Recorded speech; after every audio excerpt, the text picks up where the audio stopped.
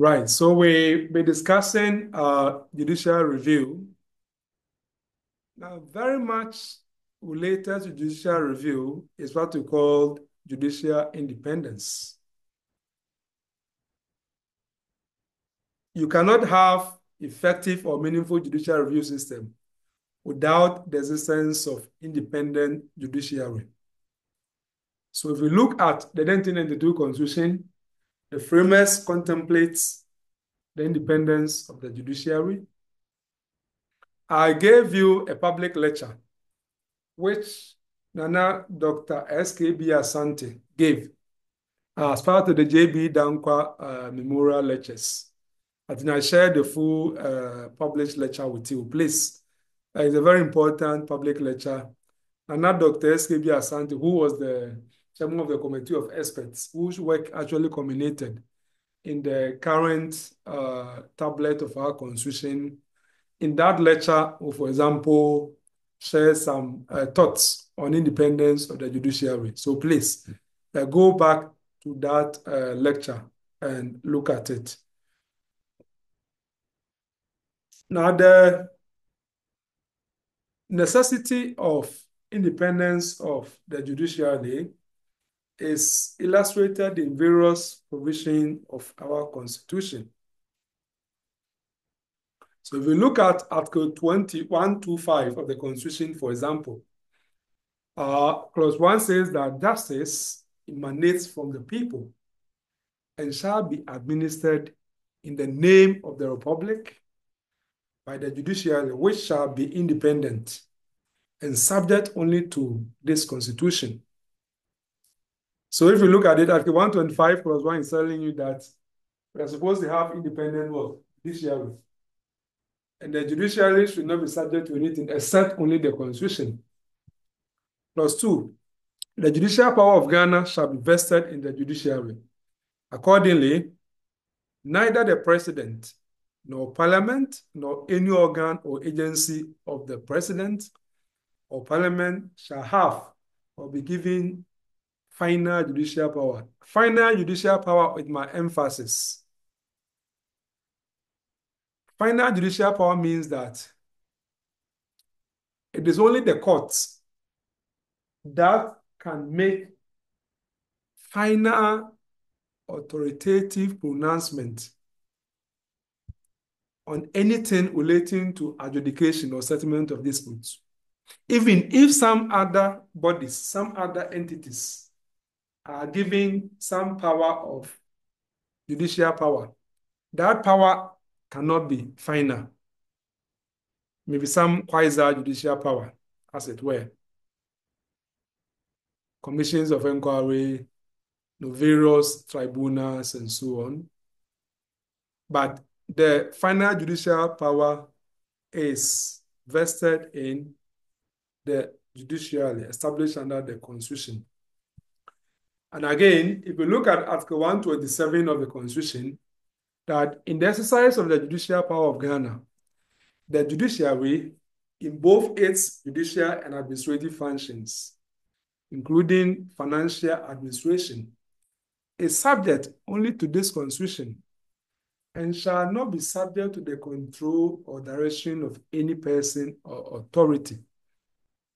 So meaning that even when it comes to financial arrangements, the judiciary is supposed to be independent.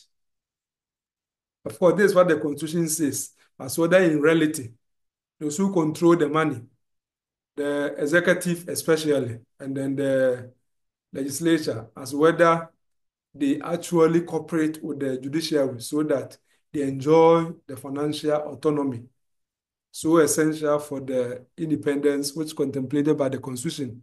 That is another topic for another occasion.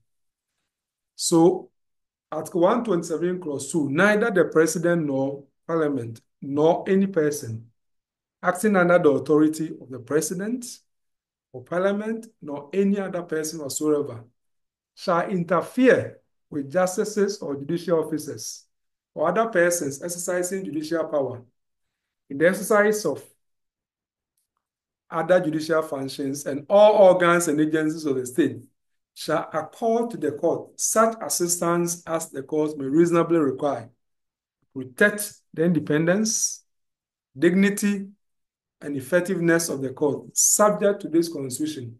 So Article 127, Clause 2 is giving you how important judicial independence is and how all organs of state, various state agencies, are supposed to actually cooperate with all those who exercise judicial power for them to be able to do their work without any interference. And I make this point for your attention that when it comes to this judicial independence, it's so crucial that a magistrate, right? A magistrate anywhere, I'm just using that as an example, which means like the lower bench, not even the Chief Justice or the President or Speaker of Parliament to anybody can tell him or her that come to this conclusion or that conclusion regarding this case before you know. The person is supposed to be totally independent and make up his or her mind one way or the other, even if you disagree with him or her. So 127.3, a justice of the superior court or any other or any person exercising judicial power shall not be liable to any action or suit for any act or omission by him in the exercise of the judicial power. So if, just to tell you that, yes, once you exercise judicial power, you are protected from any liability, as it were. Clause 5, the salary, allowance, privileges, and rights in respect of leave of absence, gratuity, pension, and other conditions of service of a justice of the superior court, or any judicial officer or other person exercising judicial power shall not be varied to his disadvantage, meaning that you cannot reduce some of these benefits. So the takeaway is that the judiciary are supposed to be independent in the performance of all their functions with no interference from other branches. And this independence extends to salaries, allowances, privileges, and financial administration, what they call like emoluments. Again, when it comes to appointment of judicial officers, it's also relevant to independence of the judiciary and judicial review. Now, as we know, in terms of Article 145 of the Constitution, justices of the Court of the Superior Courts, Chief Justice, are appointed by the President, either in consultation with the Judicial Council or Parliament, as it were. Of course, when it comes to the Supreme Court and then the Chief Justice is appointed on advice of the Judicial Council in consultation with the Council of State and with approval of what? Of Parliament. And then when it comes to the Justice of the High Court and the Court of Appeal, on advice of the Judicial Council.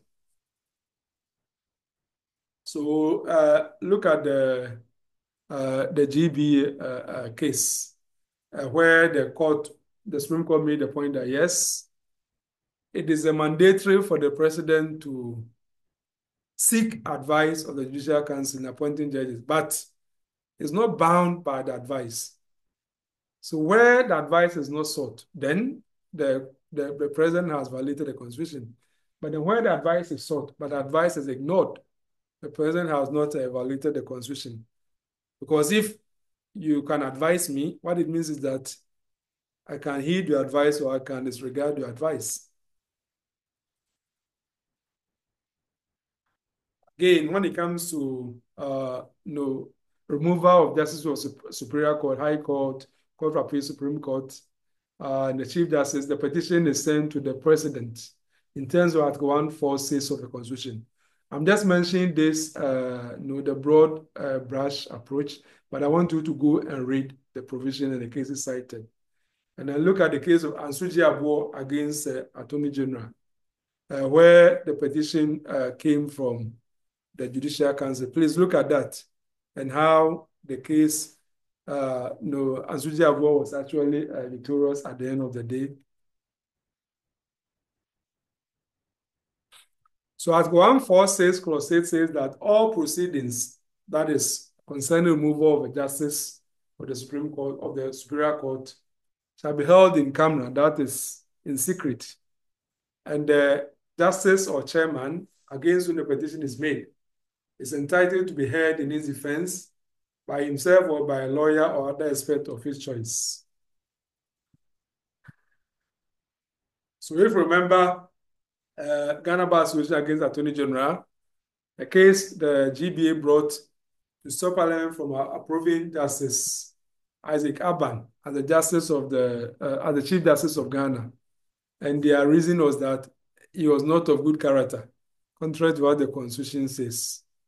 And the Supreme Court held that on the authorities, the Supreme Court did not have the jurisdiction to declare the appointment of one of its members null and void, let alone revoke a warrant given by the president and the official seal. The court would therefore decline the preposterous request.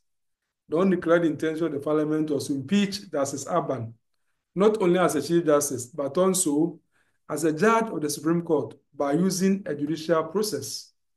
However, the procedure for the impeachment of a Superior Court judge was clearly and unambiguously spelled out in Article 146 of the 1992 Constitution, unquote. So the Supreme Court was trying to say that it is not right for you to bring an action in any court or Supreme Court to say that a judge of the Superior Court should be removed from what office, because the Constitution has provided a procedure in terms of Article 146, and that procedure is what must be followed. So Justice Ajaben, in that case, will say that, quote, it is important to know that Article 146, Clause 8 of the Constitution 1992 provides that the proceedings of the committee appointed to deal with any such petition shall be held in camera. It is mandatory that such proceedings be held in private, not in public or open court, as has unfortunately been done in this case. The reason for this important provision is obvious. It is to preserve, protect, and safeguard the authority, the dignity, and independence of the judiciary, unquote. Now, let me say that these matters are not just for the benefit of the particular judge concerned. It's rather for the institution. So just like, you know, how judges are shown respect, your worship, your honor, your lordship, and so on, they are not just for the person of the judge, but it's for the office that he or she occupies. Similarly, in a judicium against the Chief Justice in Akwete, Akwete petitioned the president that the sitting Chief Justice to be removed for abuse of his administrative powers. The president set up a committee to investigate the petition. And subsequently, the plaintiff brought this suit, stating that Akwete's petition, Akwete's petition and the setting up of the commission was unconstitutional. And the court held that the process in the Constitution required a prima facie case be established before the removal process would go on. And since the petition was published to persons other than the president, it was done in violation of Article 146, Clause 8 of the Constitution. And consequently, the publication was declared an unconstitutional act.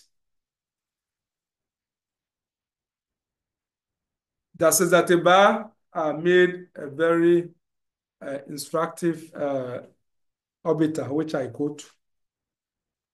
The constitutional requirement that the impeachment proceedings be held in camera will be defeated if the petitioner were allowed to publish his or her petition to anyone other than the president.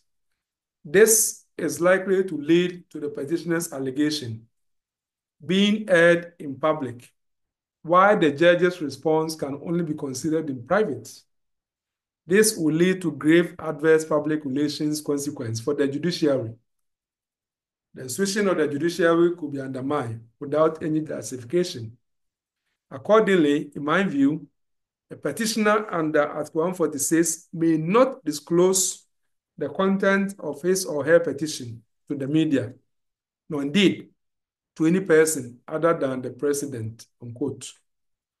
So if you look at Justice Datiba, you notice that he's not even just talking about just the person of a particular judge, but he's talking about how if the constitutional procedures are ignored, you are rather undermining the dignity and then the public confidence which is reposed in the judiciary. Again, the case of Derry, no Justice UP Derry against Tiger Eye, Chief Justice and Attorney General. Justice UP Derry challenged its removal process. You know, remember the Tiger Eye, this announced expose thing, because it did not comply with the constitutional provisions since it was not conducted in camera. And he argued that Article 146 Clause 8 required that the entire process be held in camera. For that matter, by reviewing content of the petition for its removal to the public, the defendant had violated the Constitution. And the Supreme Court made the point, quote, as pointed out earlier, insofar as it restricted the in-camera proceedings, the committee's work, you will depart from it. Be that as it may, the GBA decision was considered in the Judicial case before the latter decided that the in-camera proceeding provision extended to the petition presented to the president, thus refusing to follow the restrictive interpretation the GBA case supra. Consequently, in our view, a disclosure of the content of the petition to persons who are not entitled to receive them, that is, persons besides the president, the chief justice, and members of the committee that is set up to investigate the complaint, will be contrary to Article 146, Clause 8 of the Constitution. So we see how the straight procedure for removal is generated so many controversies, as you can see from the jurisprudence. You also remember the famous Chachuji Kata against the Chief Justice case, where Chachuji Kata sought a declaration that the Chief Justice could not empanel judges in a matter which he had an interest. And he also based himself on the separation of powers doctrine that the Attorney General should also not represent the Chief Justice. Of course, recently that same argument also came up when the Speaker of Parliament went for Certiorari to represent him instead of the Attorney General. And the Chachuji Kata against the Chief Justice, the Supreme Court held that there's no doubt as to the position of the Chief Justice. He is a public officer appointed by the President, acting in consultation with the Council of State, with the approval of Parliament. It is not disputed that his official acts, that is, as performed in pursuance of function of his office, are official acts. And Article 88, Clause 5, therefore, remember Article 88 is what set out the office of the Attorney General and say that he's a principal legal officer and so on. And Article 88, Clause 5, therefore, any attack on him in performance of his office duties need to be defended by the Attorney General on behalf of the state. Yeah, so just trying to say that there's nothing wrong for the Attorney General to provide legal representation where the Chief Justice is sued, and that should not be seen as undermining the principle of separation of powers. Now, just before we go, we touch on judicial activism as opposed to judicial restraint. What is it? So let us understand each of them so that we can reflect on our own constitutional system, especially a judicial review, as we have seen, through the various epochs. Like the independence time, the first Republican Constitution, second Republican Constitution, the military era, the Third Republican Constitution, and then the current constitutional dispensation. Can we say that we have judicial activism or have a judicial restraint? So what is judicial activism? Judicial activism is generally considered a theory of judicial interpretation. So activist judges, in interpreting the law, relies mostly on their personal views of propriety, the needs of society in contemporary times, as well as the purpose of the law. And the commentators suggest that activist judges basically place themselves in the position of the policymaker by exceeding the task of merely interpreting the law. So instead of interpreting the law, they decide to invoke their judicial oath, convictions, and their own understandings of what they think justice should be, or how society should pursue certain things. And they will be expanding the law over and above what is really needed. So those are what we call the activist judges, as it were. Now, there's what we call purposive interpretation of the law, or modern objective purposive approach. And that modern objective purposive approach, approach interpretation popularized by scholars like Barak Eron and to some extent Ronald Dworkin, enable judges who have appetite for judicial activism to actually go to town and to expanding the law to territories, which their colleagues on the other side, called judicial restraint, will say that they have gone overboard of what is expected of them regarding the cases that they have to adjudicate before them. So what then is judicial restraint?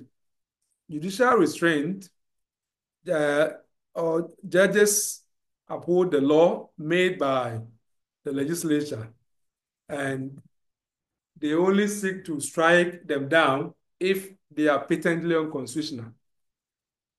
So judicial restraint judges are strict constructionists or literalists.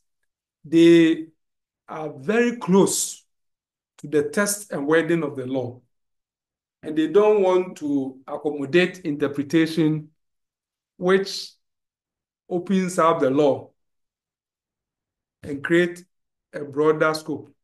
They rather want to go for the most narrow interpretation permitted by the text of the law before them. And that is why we say that they are strict constructionists or literalists. So judicial restraint as opposed to judicial activism. So, having studied all this, how relevant are these in constitutional law?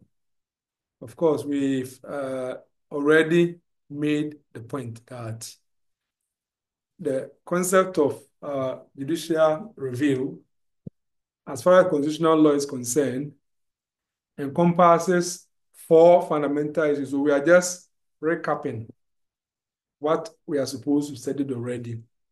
1, that the judicial arm of government is the one that settles disputes between other branches, and by necessary implication among all 3 branches. You've made this point already. 2, it places limitation upon activities of the branches of government by virtue of the power to declare the action as unconstitutional if need be. 3, it allows the principle of checks and balances to operate among the branches of government. And 4, the judiciary is the body entrusted with the responsibility of interpreting the Constitution and other laws. Good. So I will take your questions and then we draw the curtain down. So if you have any question, just put up your hand.